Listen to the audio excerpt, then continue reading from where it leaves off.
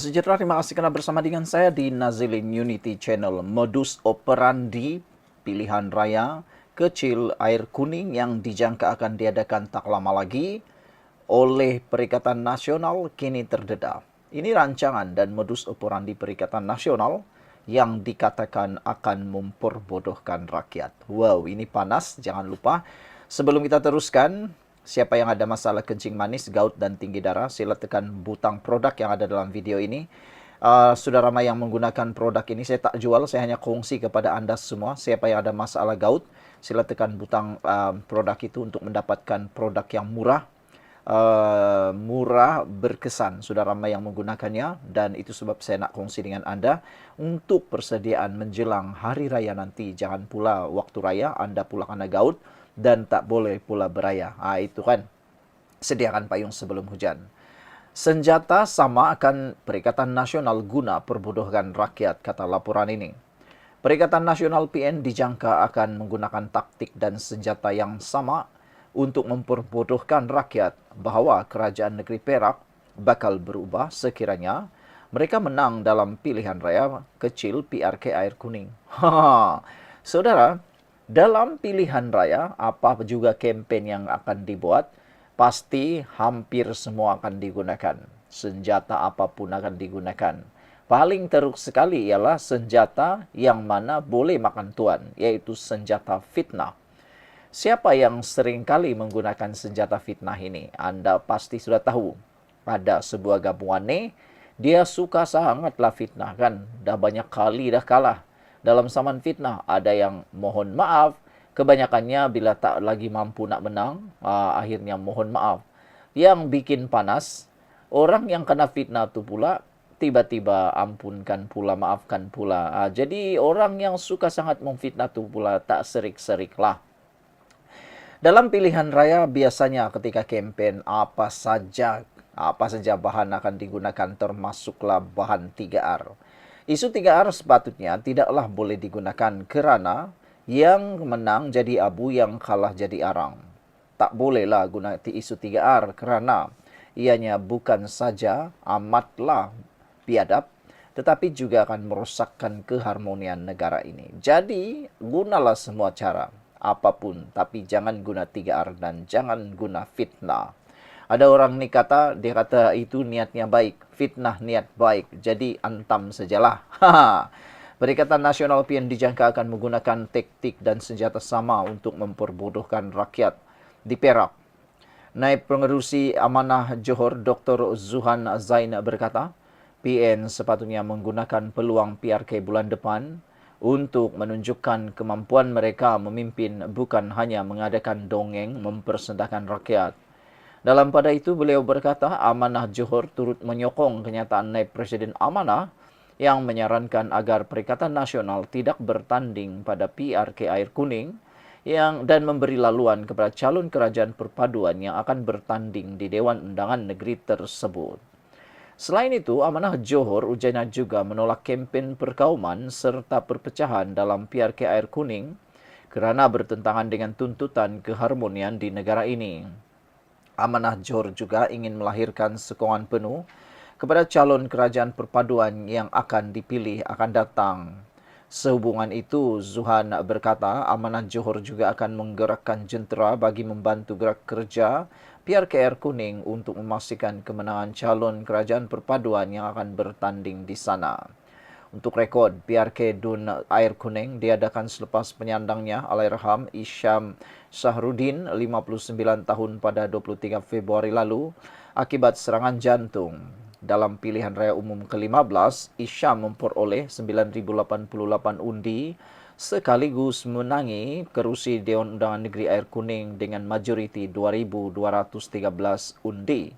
Beliau menewaskan 4 calon iaitu Muhammad Nazri Hisham daripada Pakatan Harapan yang memperoleh 6,875 undi, Muhammad Nur Farid Zainal dari Perikatan Nasional 6,812 undi. Sementara itu, K.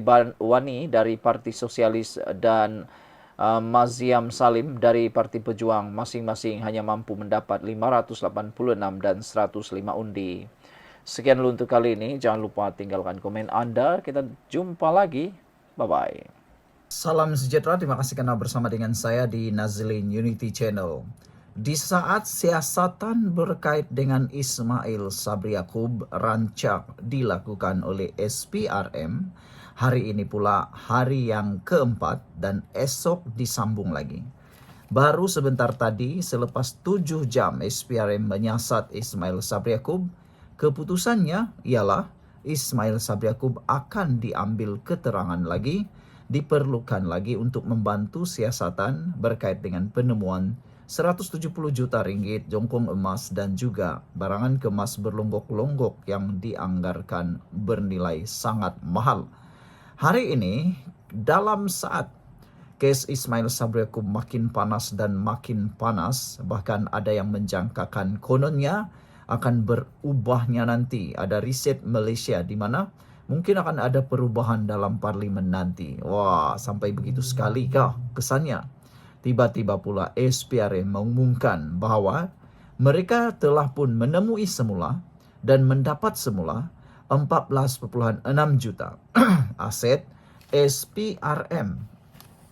Ini satu berita yang baik untuk kita seluruh rakyat Malaysia. Duit yang kita cari-cari selama ini akhirnya Temukan semula. Sebelum kita teruskan ulasan ini, jangan lupa siapa yang ada masalah gout, sila tekan butang produk ini. Karena butang produk ini sangat baik, harganya murah dan sudah ramai orang beli. Siapa saja yang membelinya sudah memberikan testimoni, mengatakan bahwa mereka kini makin sehat. Dan lebih baik lagi mereka kata harganya murah untuk persiapan menjelang raya nanti. Mereka takut nanti raya pula kena gout, tak sempat ada produk untuk membantu sehat. Jadi beli cepat selagi harganya masih murah dan stok masih lagi ada.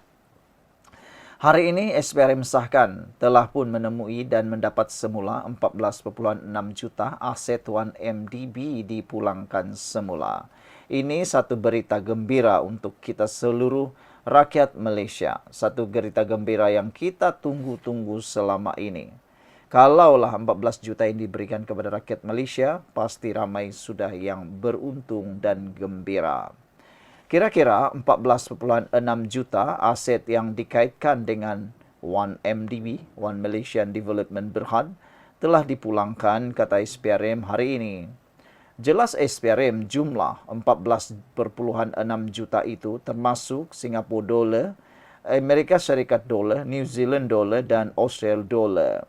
Ini menjadikan jumlah pemulihan aset 1MDB secara keseluruhan setakat ini adalah sebanyak 29 juta atau bilion, yaitu 70% daripada kira-kira 42 bilion yang dipercayai telah diselewengkan. Baru 29 bilion yang telah ditemui, yaitu kira-kira 70% daripada kira-kira 42 bilion yang dipercayai telah diselewengkan. Jadi masih ada lebih kurang 30% lagi yang sedang dicari.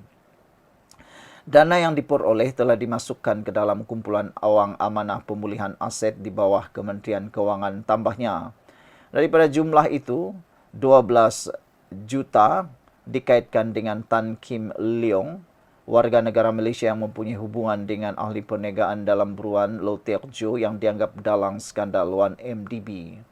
Aset itu dipindahkan ke dana MOF pada 18 Februari serta 7 dan 10 Mac, kata SPRM.